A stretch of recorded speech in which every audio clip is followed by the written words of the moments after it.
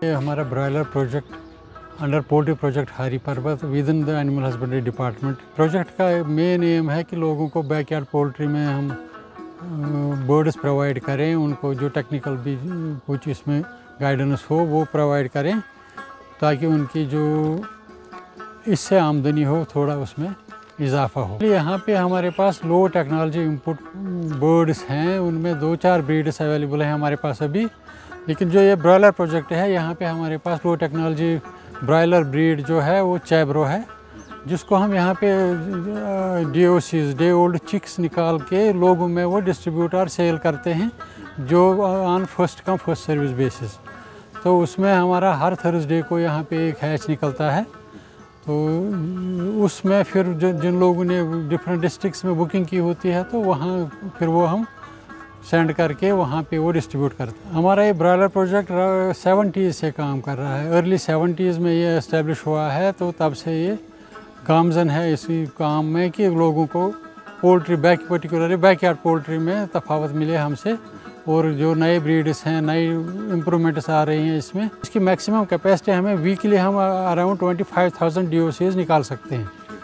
तो पीक में हम अभी तक गए हैं अराउंड 25,000, तो उसी के आसपास रहता है। 15 to 25,000 इज़ द पीक। पहले यहाँ से खाली अंडे डिस्ट्रीब्यूट होते थे, हैचिंग एग्स, तो फिर हैचरी इंस्टॉल हुई, तो उसमें भी अब पिछले 20 साल से काम चल रहा है, और वो अभी भी फंक्शनल है और कोशिश कर रहे हैं उसको बढ़ावा देने की। ये पूरे वैली के लिए है, जो यहाँ से प्रोड्यूस होता है वो हर एक डिस्ट्रिक्ट को एज़ पर देयर रिक्वेशन जाता है। DOC हर हफ्ते हमें जो थर्सडे का प्रोड्यूस होता है वो डिस्ट्रिक्ट वाइज जहाँ जहाँ से रिक्वेशन हमें आती है उनके पास वो पहुँचा दिया जाता है। इसकी कामयाबी तो हम इसी से जज करते हैं कि जब यहाँ थर्सडे के दिन ये हैच निकलता है, तो हमें उस वक्त लॉ एंड ऑर्डर प्रॉब्लम हो जाती है, क्योंकि उतने लोग जमा होते हैं कि हमें ही चाहिए, हमें ही दे दो। We provided these chicks to district level officers, जहाँ पे हमारे चीफ साहिबान हैं, PDO साहिबान हैं, तो उनके ज़रिए अब वहाँ दूर दराज एरियाज़ में भी बुकिंग होके उनके पास भी पहुँचता है। हमारे पास अभी ये सारे तो लेयर टाइप के ही बर्ड्स हैं, सारे ब्रीड लेयर टाइप हैं। इसमें 2-4 किस्म के हैं। चैब्रो वो हमारे पास है।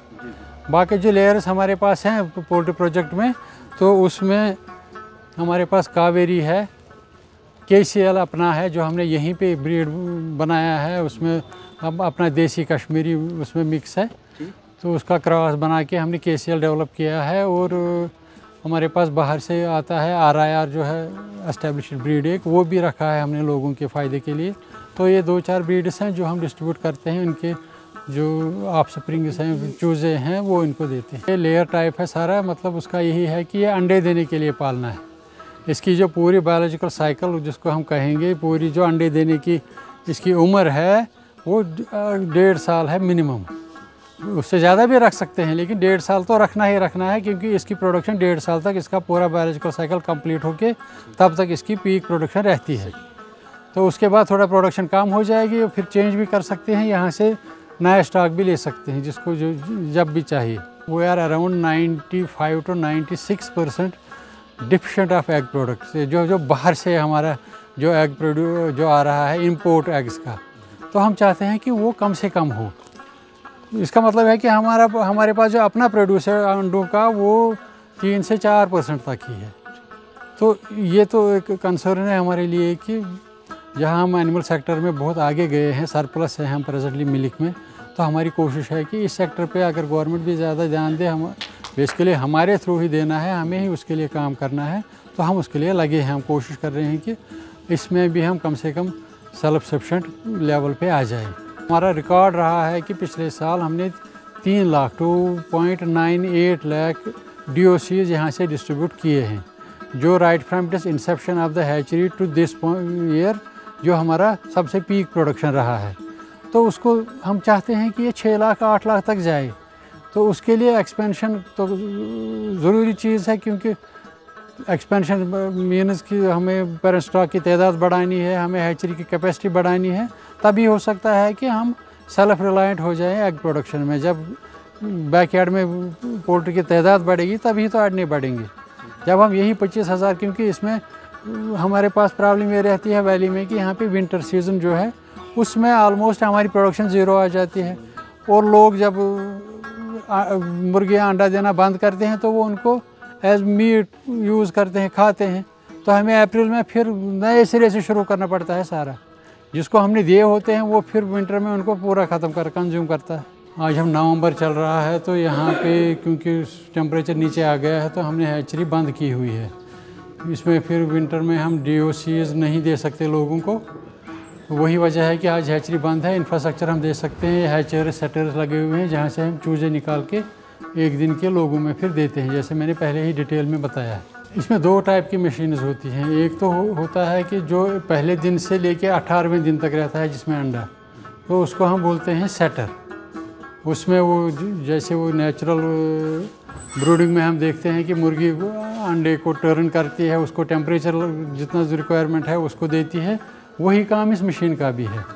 इसमें ऑटोमेटिक टर्निंग होती है, इसमें ट्रेज जो लगी हैं इसमें अंडे लगा के होते हैं, तो फिर ये ऑटोमेटिक टर्निंग होती है। टेम्परेचर और ह्यूमिडिटी इसकी मेंटेन जो रिक्वायर्ड है वो रखते हैं। तो फिर 18 दिन के बाद ये दूसरी मशीन में जाके, जिसको हम बोलते हैं हैचर, जो 21वां दिन होता है उसमें फिर चूजे निकल आते हैं अंडों से। जैसे 21 दिन नेचुरल प्रोसेस है, वही मशीन का भी टाइम वही है। 21वें दिन फिर चूजे आते हैं, जो हम DOC लेवल पे ही डिस्ट्रीब्यूट करते हैं लोगों में।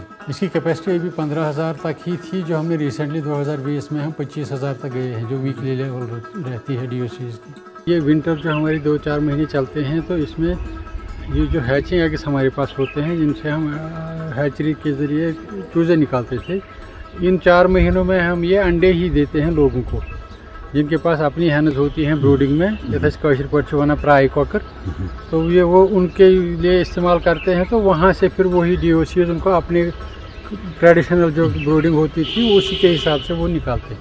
और अब हमारी लेटेस्ट ये कोशिश है कि इसमें, क्योंकि यहाँ वेदर का मसला रहता है हमारी इस वैली में, तो कोशिश कर रहे हैं हम कि प्राइवेट सेक्टर में कुछ एंटरप्रेन्योर हमें एस्टेब्लिश हो जाएं प्राइवेट सेक्टर में, जो लेयर फार्मिंग की तरफ राग़िब हो जाएं। तो उसमें हमारी अभी लेटेस्ट कोशिश है, तो देखते हैं वो कहाँ तक पहुँचता है प्रोग्राम।